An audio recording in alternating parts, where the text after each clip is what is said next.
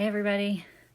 So I just had a really great, obviously sweaty Peloton ride, and while I was riding, I was thinking about a few things.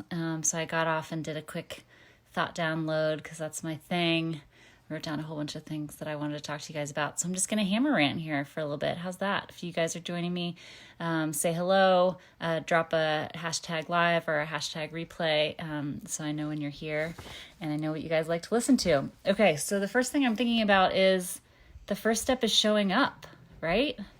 If you don't show up, there are no other steps. So take one quick step, whether that's stepping forward on a walk or stepping forward on the Peloton ride I didn't want to do and I just did, or stepping forward and making a choice to get a coach and figure out what you need to eat. Hi Vazah, hi Ingrid. Drop a live if you're watching live and a replay if you're watching replay.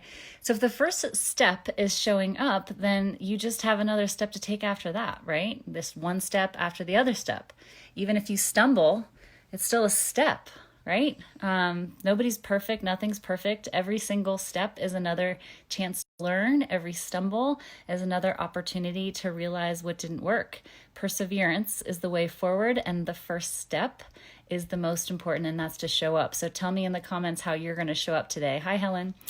The second thing that I was thinking on my sweaty ride, hi, Mo, is that you can't negotiate your dreams.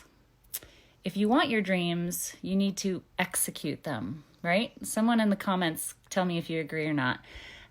You can't negotiate your dreams. You can execute your dreams and then negotiate once you're executing, right? Takes me back to the first point. The first step is showing up. You know, if you don't execute, what are you doing? You're just sleeping all day, right?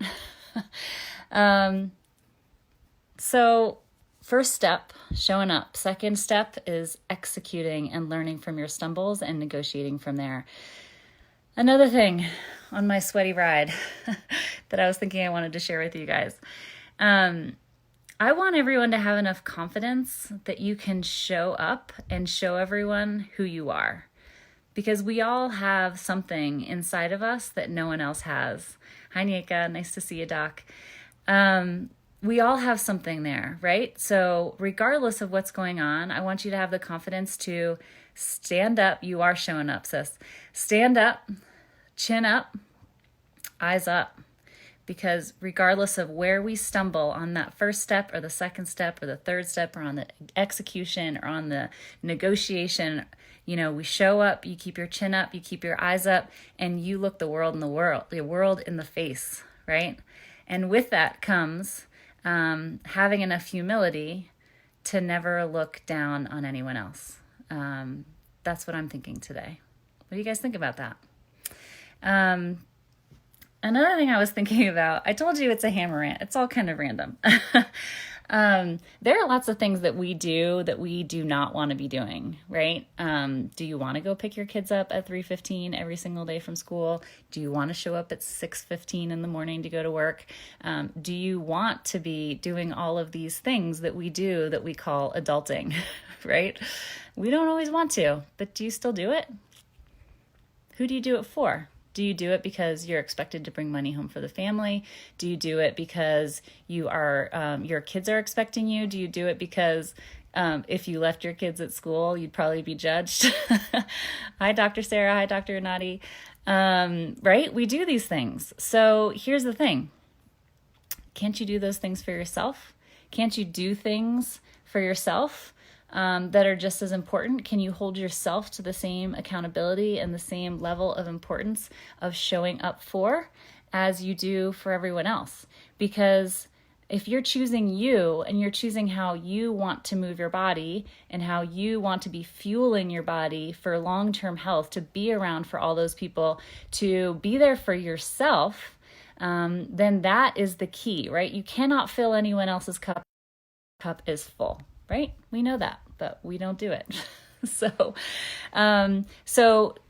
fuel, movement, figuring out what you deserve to be in the future. If you think about the things that you do not want to be doing, and yet you do them anyway, and then you know how badass you feel afterwards. Like the way that I chose to fuel myself, the way I chose to serve other people today, the way I chose to get on that Peloton bike. You know what I'm saying, Dr. Sarah?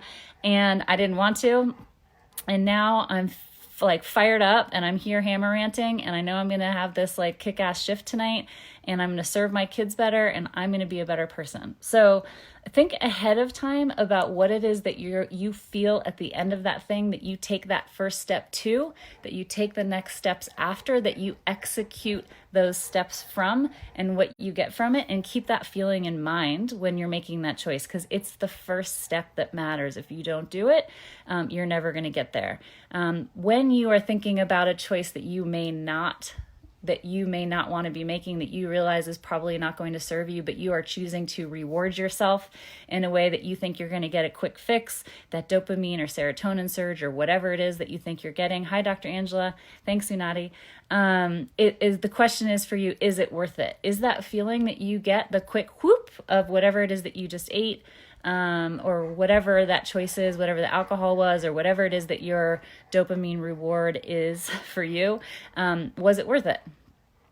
Are you feeling shame or guilt afterwards? Does it get you to the goals that you have of how you want to serve other people, or what you realize that you are worth showing up for in the world? So, are you replacing your discomfort with something else? Is it worth feeling the discomfort and just feeling it, regardless of how hard it is? So while this was a hammer rant, a sweaty one no less, there's a few things I want you to take away from this. Number one, it's okay to rant. It's okay to not know what you're going to say before you're going to say it, as long as your intentions are good. Number two, the first step is showing up. You can't take another step if you don't take the first. Number two, you cannot negotiate your dreams if you do not execute first.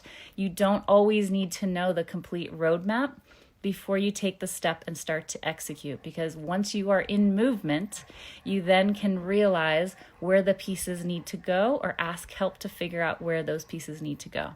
I want you to keep your head up. I want you to know that the capacity that you have on the inside shows up on the outside when your eyes are up and your chin is up and you're looking the world in the face, and at the same time having the humility to not look down on others.